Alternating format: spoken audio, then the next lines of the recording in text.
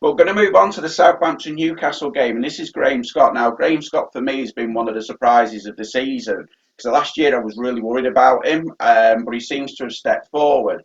But on this particular game, there were a couple of incidents that concerned me. One was he got the yellow card for the tackle, then he went and reviewed it because they're the only ones that can be reviewed, and it gave all credibility. He saw it once, maybe twice, and he knew it was a red.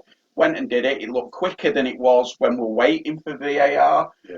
But his vicinity of play, I was wondering why it wasn't given in real time because he's what 6-7 yards from the incident. Is he too close? I don't know. Yeah, I think possibly, but you know, I suppose he didn't want to overreact. Weren't sure if it was a red or a yellow, but they know they've got VAR to rely on. You know, we're seeing many games now, many instances where their referees are not making a decision. I mean, me as a referee, I'd have wanted to make that straight away and a red card straight away, not going yellow, then being told to go and review it on the monitor. Because as a top referee, you want to be getting those correct, and we've got to say. On that, you've got to say that the process worked very well on that situation. You know, that's what we want. Yeah. Subject decision, let the referee go review it on the monitor. But not just that, we want every subjective decision, we want the referees to go to the monitor as the IFB protocol. Every league around the world that's operating VAR under licence from IFAB are operating it correctly, and it's working very well, except when we come to the Premier League. Well, I can go on to a question for you then, Keith. The handball that come back was about 2-3 minutes, I believe. Yeah. I saw it straight away. Yeah. It showed the replay once and you saw it. Why did it take so long? Well, I think on that situation, they must have been looking for something else. Right. Unless it was confusing, Graham Scott confused them. I think perhaps they may have been looking for something else. We don't know. We don't know that. But the thing on that incident is Graham Scott's in a fantastic position. Yeah. I watched the game live and I saw it straight away. I thought that's handball because he's moved his arm towards the ball. It's that movement of his arm towards the ball. And I was surprised that Graham Scott didn't give that straight away. Yeah. Or even the assistant referee, Mark.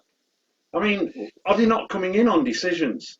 Well, I think if you're looking at the active assistant referee, I think perhaps he's too far away to come in and help across there. But you could also look at the fourth official and the non-active official, because you can see that clearly straight down the line. Look, perhaps a little word in his ear. Absolutely, they're not using it. I don't think. No, I think once again, Keith, I think they're relying on VAR. And that's not what they've got to make the ultimate, the first decision. And we're seeing, I think we're seeing referees now afraid to make the big decision because they know they've got the VAR back. But what we want to see is there was the bit where the Southampton managers pointing to the monitor. Now, if we're led to believe that at the meeting, all the Premier teams agreed to the protocol. Why is he pointing to the monitor on that situation? Because that's against what they've agreed.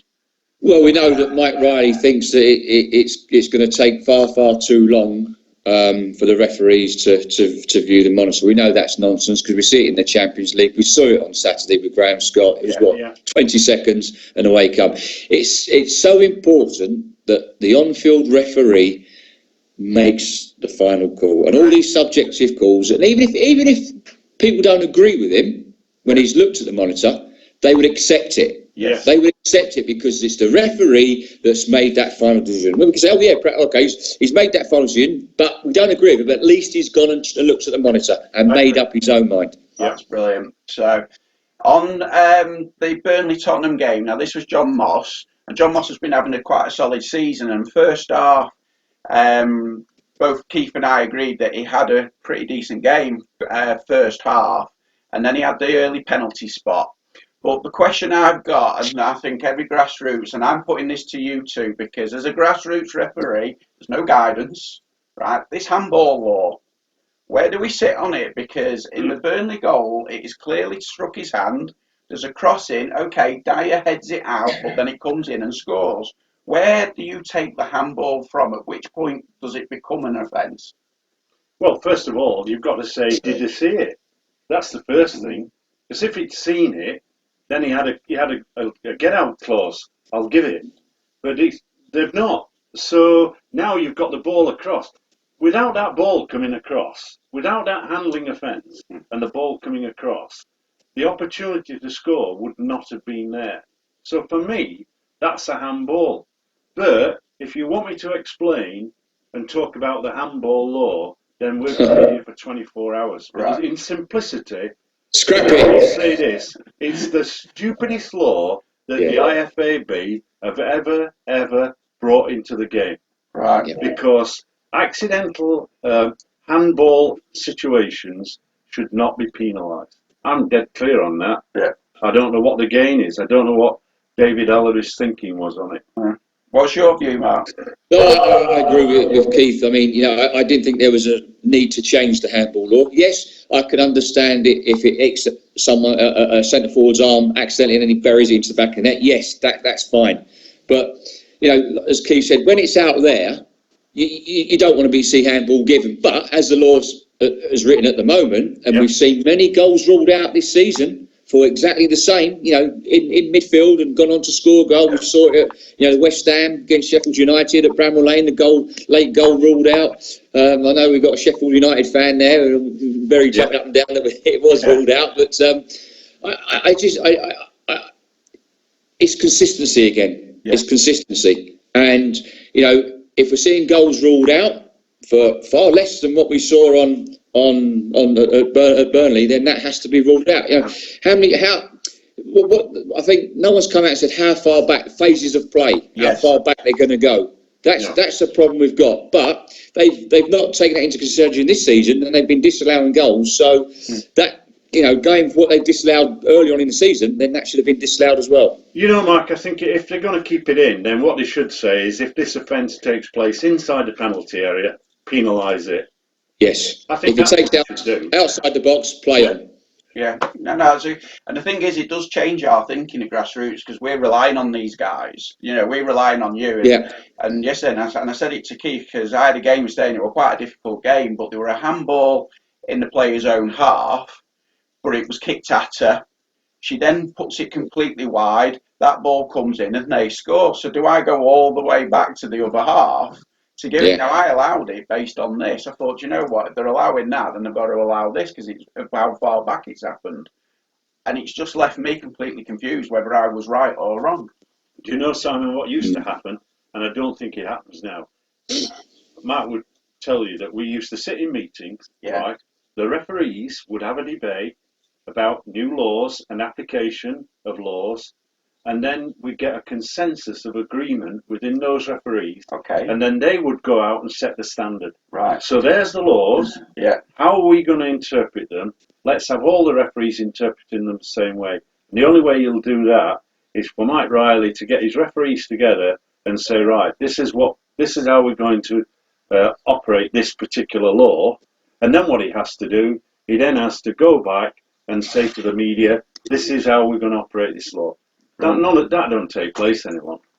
No, I mean, at least like the IFAB are now looking at it again, and they need to just revert back to what it was before. But you touched on what you said about Mike Riley in the meetings. Well, I understand all meetings have now been postponed. All the referees' training camps have been postponed till further notice because of the coronavirus. Okay, fair enough. Nice one. Yeah. What was your view on the Wood incident? There was he goes up and then you've got, I can't think, is it Sanchez for Tottenham? Yes, who comes in through the back and he uses all this into the centre of his back. For me, I think it's a penalty. Well, I was watching that live and I thought it was a penalty in real time. And I can understand why Burnley players and Sean Dyche was very disappointed in that incident. I mean, once again, the referee's most probably relying on VAR, I think, because he had a front-on view. He didn't get himself wide. If he had got himself wide to the middle, he would have had a better viewing angle, and he most probably would have seen that and given the penalty. But having said that, I think if you're in the VAR bunker and you're looking at that, then for me, you've got to be recommending a review. And I guarantee you, John Moss goes over to that monitor, looks at that monitor, he's given a penalty. Yeah. Yeah, no, definitely. Yeah. I think the comment that I've got about John Moss is I think he did have a good first half, but I think fatigue sits in a bit early Yeah, with him. And I yeah. think I could see it, that the distances and the viewing angles that he was achieving in the first half, he wasn't in the second. I That's think I just an think observation. I think the game's becoming so fast and quick Yeah, now. I think when you look at some of the ages of the referees, I know experience counts for a lot, but I think sometimes perhaps the age and the speed of the game, we perhaps we're just getting a little bit caught out. Okay. yeah, I agree with you, Mark. I don't think they're athletic enough. I mean, when you compare our bunch with what you're seeing in the Champions League currently, you're going, wow. Yeah, Whereas it yeah, used to be the other way, didn't it? The yes, Champions yeah, League used to be dominated with English and Italian referees for the very nature of the fitness that they were showing, and yeah, the Spanish. absolutely, absolutely.